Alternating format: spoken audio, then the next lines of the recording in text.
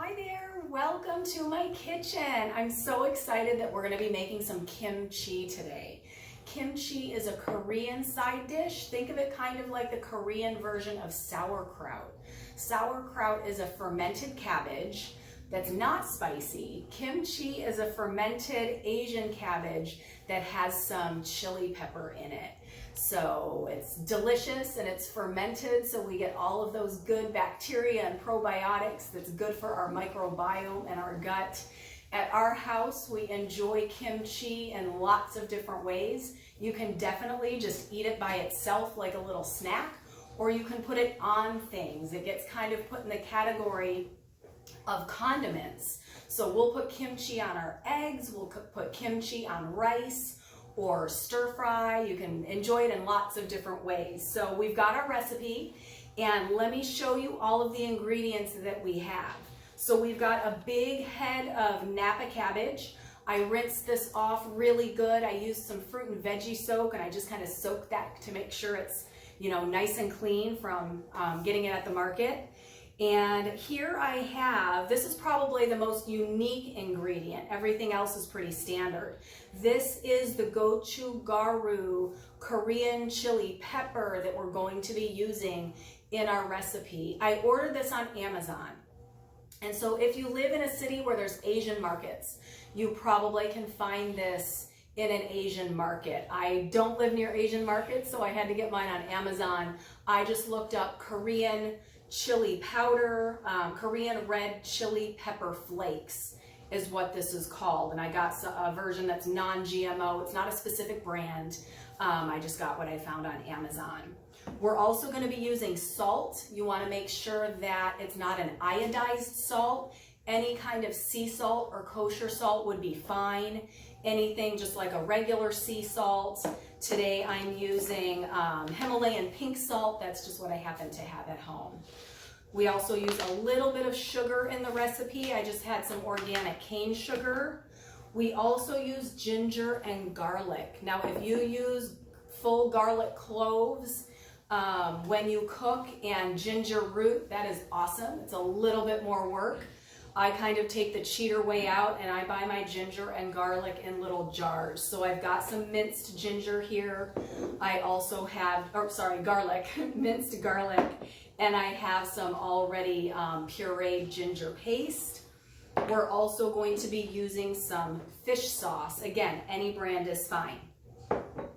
For materials, you're going to need a nice big mixing bowl. Our cabbage is going to soak in here in the salt brine, and this is what we're going to use for mixing. So a nice big bowl, a nice knife, a knife for cutting your cabbage, and a quart jar or any size glass jar is going to be fine. If you have little jars that you like to repurpose, you can use many little jars or one large jar. If you have canning or mason jars, that's fine. This is actually a repurposed mayonnaise jar. Just make sure it's glass. There's reasons for that we don't want that in plastic. All right, so the first thing we're going to do, according to our recipe, let me move our ingredients aside. We're going to cut up our cabbage and get it into this big mixing bowl. And so I'm going to cut the bottom off.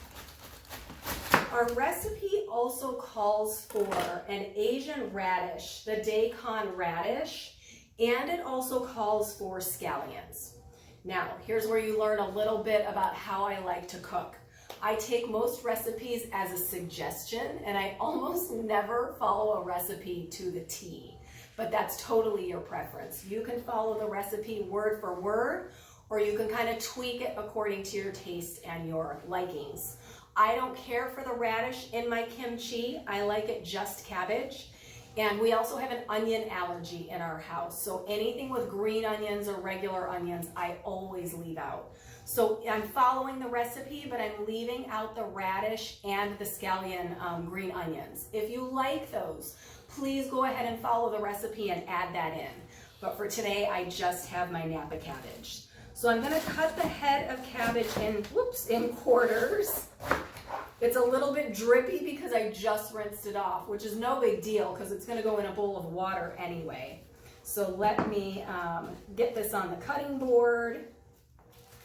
I'm just gonna move these aside. Little pieces I'm just gonna toss in. And really all we're doing is kind of chunking this up. So I'm gonna kind of slice this, and let's see, I'm just gonna go for it. I'm just gonna cut it in. You can slice, you can do little chunks. Once it soaks in the salt brine, it's gonna get kind of wilty, which is what we want. So I'm just gonna get this into little pieces and then get it into the bowl.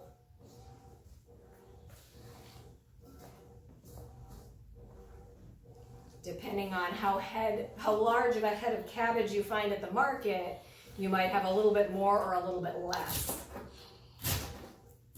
I actually got lucky this week. I think this was the last head of Napa cabbage I found. And depending on seasons and where you are, hopefully you can find it somewhere. All right, my bowl isn't full yet, so let me cut up a little bit more. Again, once we start stuffing everything into our quart jar, if I run out of space, I'm gonna start grabbing some of my repurposed jars that I keep on hand, and that could be anything. That could be a salsa jar, that could be, what else do I say, coconut oil. If you save glass jars for repurposing, they come in handy for doing things like fermenting. We like to ferment veggies and kombucha and all kinds of stuff. So the repurposed jars come in handy. I'm just slicing this thin. Not as thin as sauerkraut. If you've ever made or eaten sauerkraut, that's regular cabbage, and it's really shredded quite fine. This ends up being a little bit more chunky. And we'll get all of that in the bowl. Once it's in the bowl, we're going to be mixing it with the 1/4 cup of salt. And once we mix that with the salt, we're gonna fill the bowl with water. That's gonna create a brine, which is going to do a little bit of the fermenting. So I've got all my cabbage in the bowl. This is quite a bit. And I'm preparing to probably make a mess. I've got my 1/4 cup of salt. I'm just gonna sprinkle this on. And my bowl is quite full, so it might get a little bit messy over here, but all I'm doing is just kind of turning this over and getting all of the salt mixed in. Once all of the salt is mixed in, I'm going to fill the bowl with water. And I want to keep all of the cabbage below the salt water. We want to make sure all the cabbage gets in to soak in the water. So I'm going to set something over the top, like a plate or something that will kind of press down on that cabbage and keep it below the water level. So whatever you have handy in your kitchen, whether that's a small dinner plate, maybe with something on top to just hold that below the surface. I don't have a lot of fancy kitchen tools or things for doing fermenting, so I use what I have. So probably what I'm gonna do is grab a plate and then just set maybe a pot or a pan or something just on top of that. And you can see already, just from mixing in the salt, that it looks like there's less cabbage in here already. It's starting to wilt, it's starting to shrink down a little bit, and that's what we want. So now I'm gonna go ahead and fill my bowl with water, and I'm just gonna let that, I'm gonna fill it with water up to just covering the cabbage.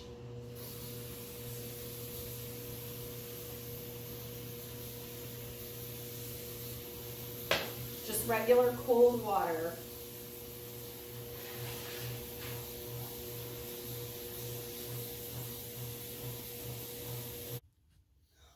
right, so I've got my cabbage in here. The salt is all mixed in. I filled the bowl with water. The cabbage is starting to float. So I'm going to put a little plate on top to press that down. We want to keep the cabbage below the surface. And if you need a little more weight on top of that, you could just put a can of beans or just something right on top. Now this needs to soak for 1 to 2 hours.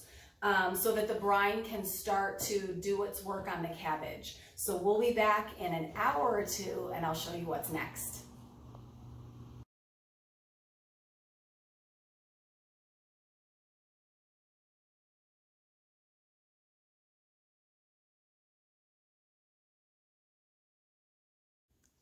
All right, so we soaked our Napa cabbage in the salt brine for a couple hours. We had the plate on there and it just soaked. And then I went ahead and rinsed it in the sink, and then it rests in the sink and drains for another 15 to 20 minutes. And so I have done all of that. And you'll notice how much my big bowl of cabbage has kind of shrank and gotten pressed down. So I'm going to go ahead and empty this into the bowl. Again, what a big difference, because that bowl was all the way full a couple hours ago. And so now we're going to get ready to mix in the spices. So I took our recipe, all of our ginger, garlic, fish sauce, chili paste, and I just kind of mixed all of that into a little dish. And you'll notice on the recipe that it suggests 1 to 5 tablespoons of the Korean chili peppers. These are very spicy. Depending on how spicy you like your foods, you could make this more or less spicy. I think the first time I made this, I might have put in 3 or 4 tablespoons. It was a little bit too spicy for us. So I went ahead and just put 2 tablespoons in my little dish to mix it up. If you are just trying it for the first time, I might even suggest 1 tablespoon just to see how you like the flavor, and you can always add more the next time you make it. You can't take it out if it ends up too spicy. So be careful and maybe just kind of go slow and ease into that.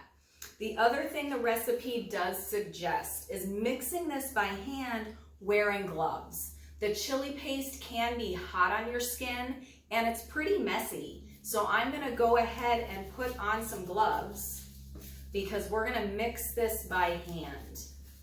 And so, all right, so I've got everything in here. I just kind of gave that a mix. Also too, again, because you're adjusting this to your own personal preference, the recipe suggests on the fish sauce, hang on, let me see how much fish sauce we put in here. 2 tablespoons. I don't love the flavor of fish sauce. I put in 1 tablespoon of fish sauce and just a little bit of water to kind of get that pasty texture. If you like fish sauce, go for it. Again, if not, adjust everything to how you like it. So I am going to drop this in. Okay, and now we're going to just kind of massage this in. I've got everything in the bowl, and now I'm just going to start turning this over and mixing it by hand. I liked kind of having the heads up on the gloves, because if you've ever cut up jalapenos or spicy chilies or anything like that, it can make your skin burn a little bit. And so I'm assuming that that probably could happen with this chili powder. I didn't want to find out, so I used the gloves. I'm sure any gloves would be fine, dishwashing gloves or whatever.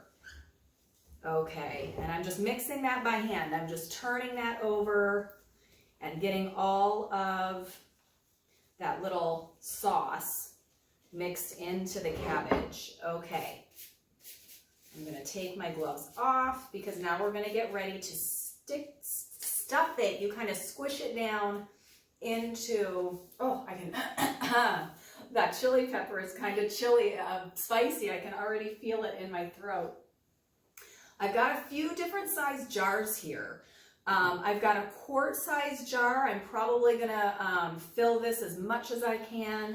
I've also got a smaller mason jar and another small jar, which probably used to be from the ginger or garlic. Sometimes I'll do a few small jars if I want to share a sample or share with friends or whatever. So we're gonna start filling our quart-sized jar and we'll see how far we get. And you're gonna pack it down. We're gonna fill this all the way. And as we get to the top, we're gonna kind of push it down and get as much in there as we can.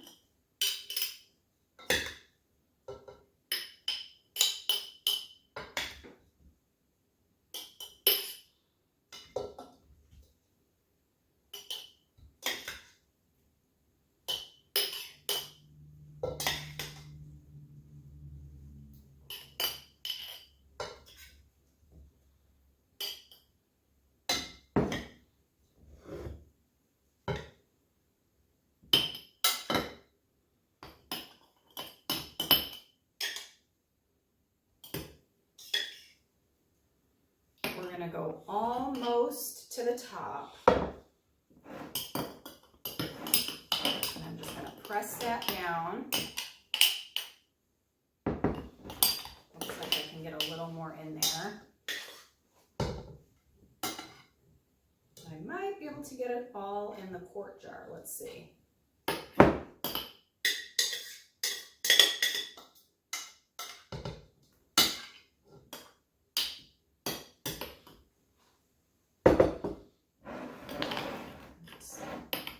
Keep pressing that down as you go.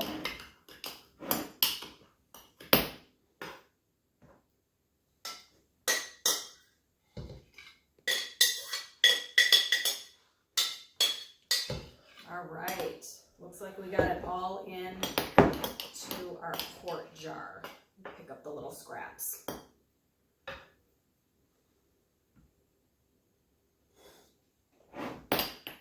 All right, so we're gonna press this down. If I had, depending on how much cabbage you have, how large of a head of cabbage, you might have more or less. Sometimes I end up with a little bit more and then I'll just put it in a small jar.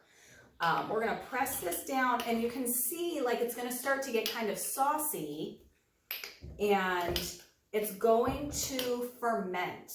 And so the salt brine with all the chili pepper and all the seasonings is going to ferment and get fizzy over the next few days. So when I put the lid on, I'm even going to put it either on just a plate or a paper towel or something, and I'm gonna leave it over on the counter, room temperature, and it's gonna continue to ferment. Over the next few days, you're going to see it's gonna start to bubble and fizz. And probably once a day, you're gonna want to loosen the cap and let out that fizz and that carbonation. It's gonna start to expand. Kimchi has been known for kind of exploding when the pressure gets built up in the jar. So you want to release that pressure a little bit at a time over the next few days. And so each day it's called burping. So you're going to release the pressure, just unscrew it a tiny bit, and it's going to fizz. And the juices that are in here, the sauce, might even kind of drip and overflow over the sides just a little bit. That's okay. Just release that pressure and then put the top back on.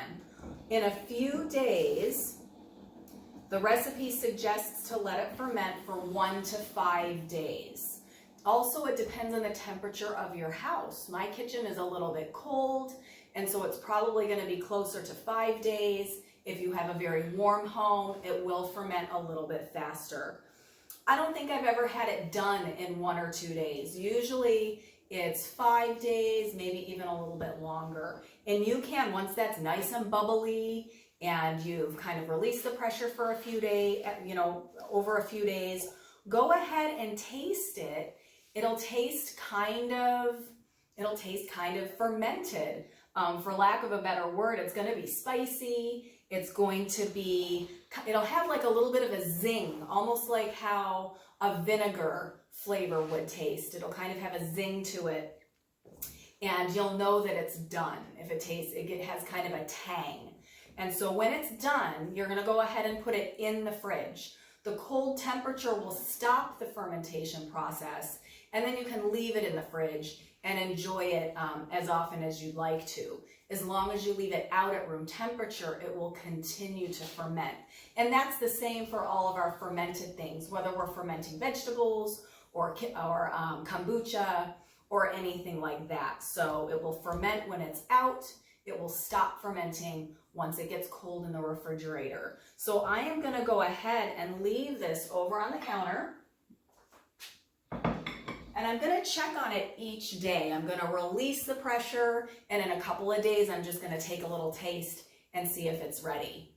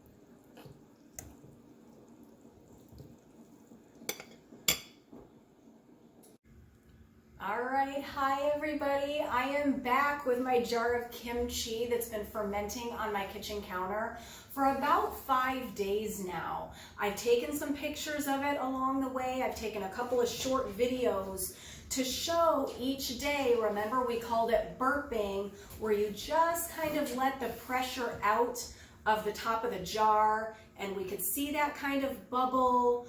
On one day, it had really expanded quite a bit, and some of the liquid had even oozed over the edge. Again, we do want to make sure that we release that pressure, because sometimes the tops can actually pop off if the pressure builds up too high. And so I think it's ready. I've tasted it a couple of times. I tasted it on about the second or the third day, and it tasted a little bit spicy, but it didn't really have that tangy zing that our fermented foods will have when they're all the way fermented. And so you can see that it has kind of expanded all the way to the top of the jar. I'm going to take some out and put it in a dish. And your kimchi can be enjoyed by itself. We like to eat this just as a snack in a small dish. Also, we are going to be having some chili burgers later today, and it'll make a great topping for like a veggie burger, or we've put kimchi on scrambled eggs. You really can put it anywhere you want or in anything. If you like to fusion and mix your foods, I mean, there's nobody that says you can't put your kimchi in your quesadilla or your burrito or in anything, just on a sandwich or any way you would like to enjoy it. And so I'm just going to give it a taste with my chopsticks and my little sample dish. It's really good. This is perfect. And it's a bit spicy. I think I put in 2 tablespoons of that Korean chili powder. Ooh, and it's got a really good kick. If you're kind of sensitive to the spice, if you're kind of a spice wimp, you might just want to go with 1 tablespoon. This really is quite a good kick with the 2 tablespoons. This definitely has some heat to it.